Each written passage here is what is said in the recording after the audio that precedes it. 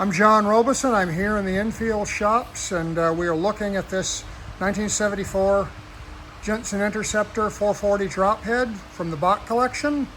Jeff, you want to show us what you got done last month or so? We're just starting getting the first round of metalwork here. So we got into this. This was a little compromised here. This is one of the jack points, so this usually gets pretty tore up in this area.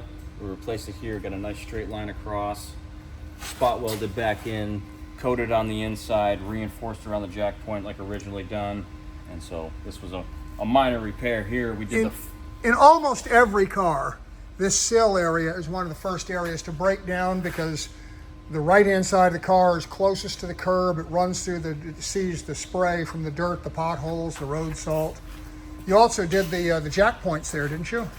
Just on the front. This one was fine. There's a little section here, but that was no big deal. We're getting. And what about the plates? We have the plate off. We have the other side already off. This one's in process of coming off. This stiffener plate here, you have because it's in the wheel well and there's little openings here, it really gets corroded back in between these two plates. So we're taking. Let's show that on the other side. Yes, absolutely. So with those compact layers, it's just rife to grow a lot of rust. So you can see where it's compromising the inside pieces here. So we'll replace this section, get a new plate, and stiffen it back on there. But it'll be definitely coated.